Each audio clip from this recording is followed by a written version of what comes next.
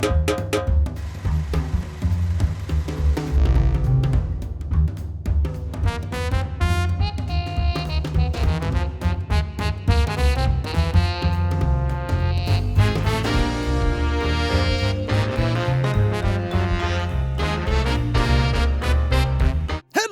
everybody, Ollamh here, and welcome back to Flux Family Secrets, The Rabbit Hole. So we are still trying to help Mr. Abraham Lincoln, who we found out at some point doesn't get the invitation to Gettysburg. He doesn't give his famous speech and all that stuff. Which leads to the Gettysburg Apology instead of the Gettysburg Address. And we are here to correct that. Let's see here. The legitimate object of government is to do for a community of people whatever they need to have done, but cannot do for themselves, in their separate and individual capacity. Alright, sounds valid. Looks like a book for books, a shelf for books. Right. So yeah, we're still cleaning up a lot of stuff here. There's just, I mean, Mr. Lincoln is a bit of a dirty boy. Let's see here. Something's missing from inside the jacket pocket. Is it binoculars? Yes, it is. That was convenient. Alright, let's go over to the other side of the room here. So yeah, we're getting all of the bits of his speech ready for him.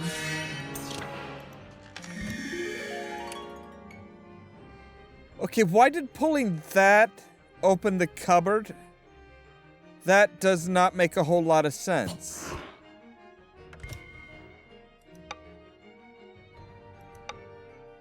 Alright, we need a star.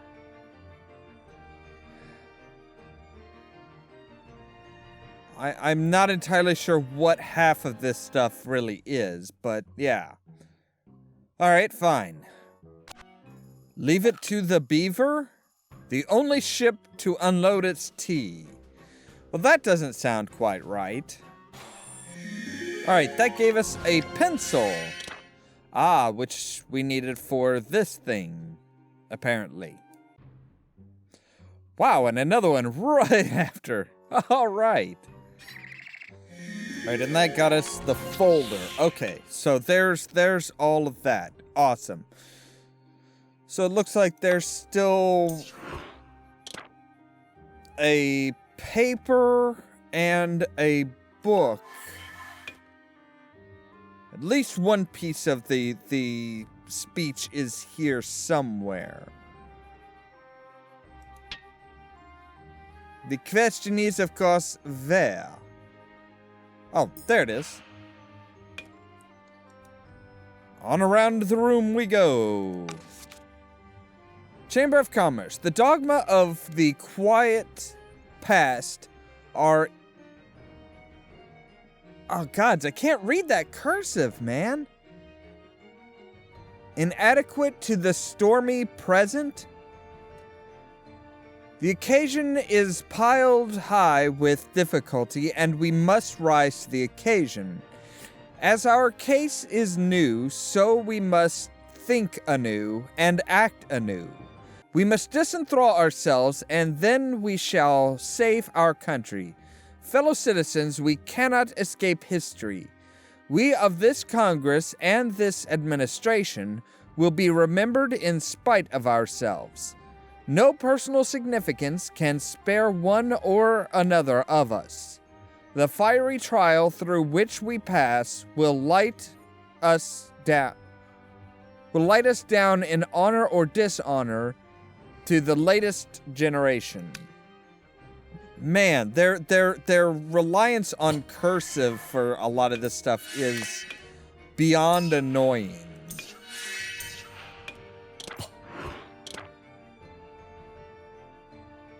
So we still need a pair of glasses. The metal probably goes in there.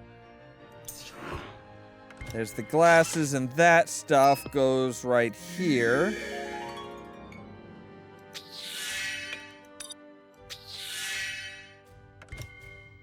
Okay, so there's one more piece of the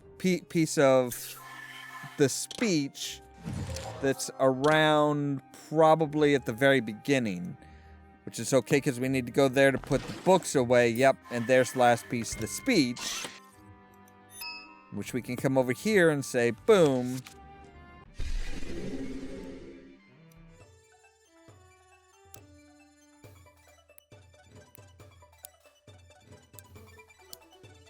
There's still a little corner missing, but okay. Apparently that's it. That's good. You've brought sweet music to my ears by finding the draft of my speech. Now I can continue to refine it before the ceremony. Please take this 1770s fife as a gift of my thanks. I think the Sons of Liberty are gonna need some more help. Now, Lincoln doesn't have any qualms or any questions about us just, like, disappearing in front of him. I find that hard to believe. The Beaver's the only ship anchored off the wharf. We need to find the dinghy to paddle over to it and relieve it of its tea. One of these boxes may hold the very thing you're searching for. You mean the way to stop you guys from screwing up? This is the third time that I've had to come here to help you guys. This is getting kind of tiresome. Alright, so now we have the oars, which is great. Doesn't quite finish out our problem here, but that does. So there we go. Now we have the dinghy. And the oars. Let us go to the ship.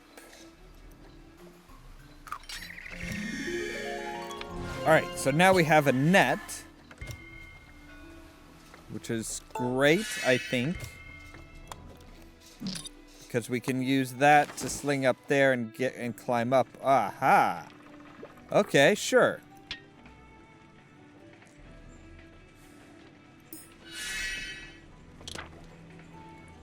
We need keys. Lots of keys.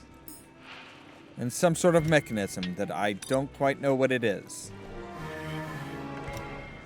We found all the flux badges. Hallelujah. Alright, there's just a board. There's a key. Alright, let's go for...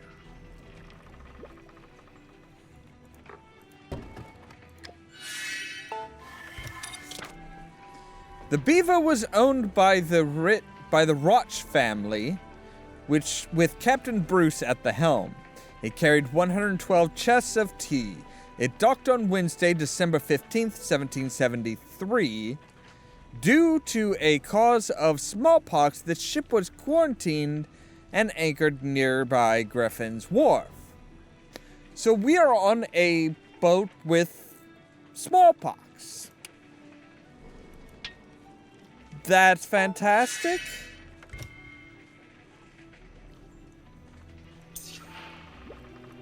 That's just what I want. I mean, sure, for us, it's not going to be as big of a problem, but for everybody else, yeah, it's not great. And why were they talking in the past tense? It's like, oh, well, this was the ship. It's like, seems it's like we're in the modern day for them. Shouldn't it have been this ship is, not was? Why did that look like part of a gun?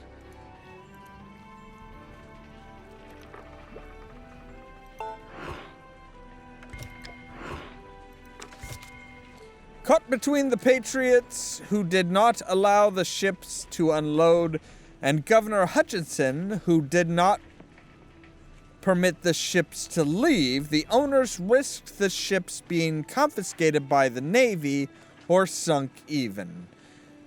Mr. Roch tried to negotiate without success. It appears that the Patriots were sympathetic. None of the ships were damaged, and the Mohawks swept the decks clean afterwards. Well, that's nice.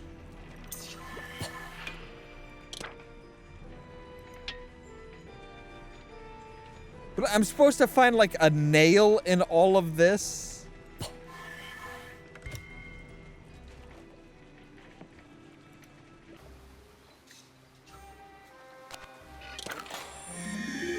Okay, so now we have a ladder. Hallelujah. I still have no idea where that frickin' nail is.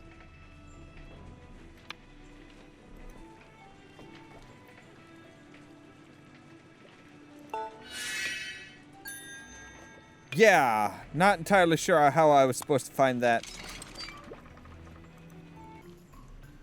Oh, good grief.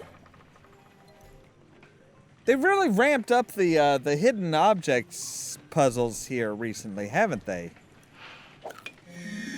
Okay, so we used 10 keys to get 10 hatchets.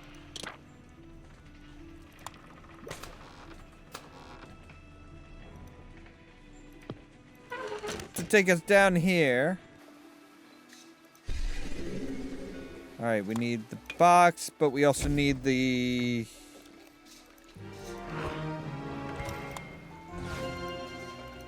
Okay, thank you. Marbles, right. Oh, great, this.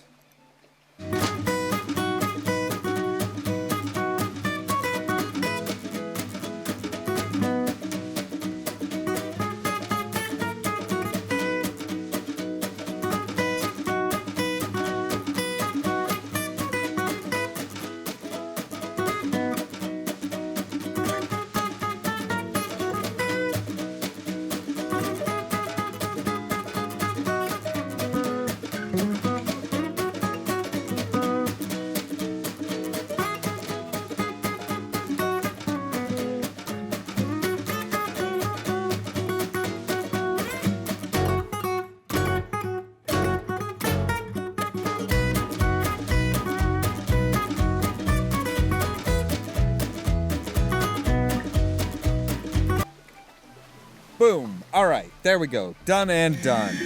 Wow, I don't know how long that took. But it got us... Aha! The piece that we need to get back in the Apollo chamber. Jessie returned without her usual greeting from little Jess or Lucente. Frustrated, she went to replace the final component and get home.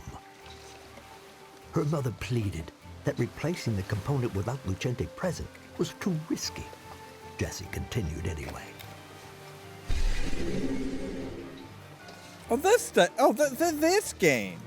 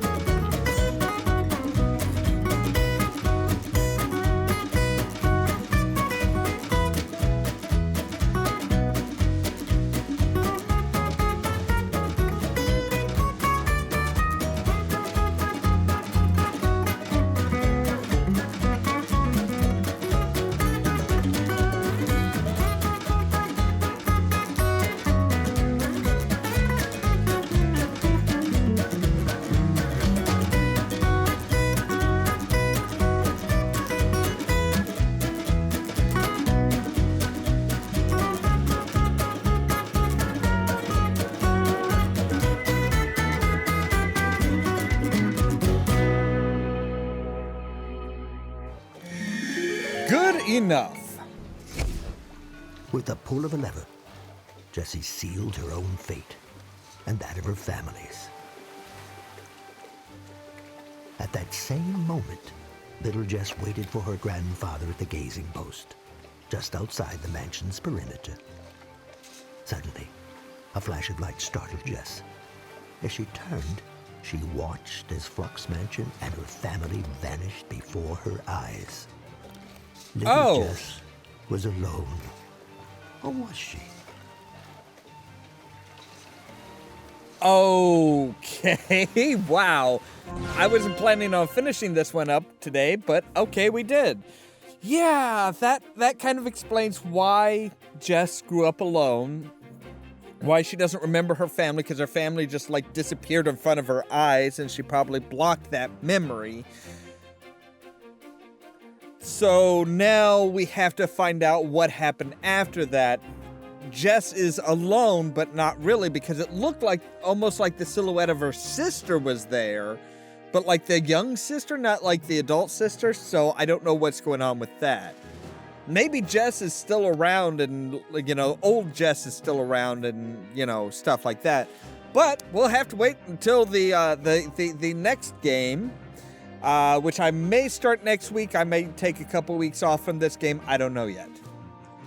As always, thank you guys very much for watching, and don't forget to prod the subscribe button down below so that you can stay tuned for more from Ollamh Productions. If you wanna see some crazy, Cheerio! so lazy, then you should meet me and my friends. The wedding is starting. I'm going to be late. Everything's better with them, we're just like, ooh, we don't worry. You summoned me. The machine could probably return at any time. Let's be realistic, it will kill you. You have to join me in the mainframe before Kaizen is back.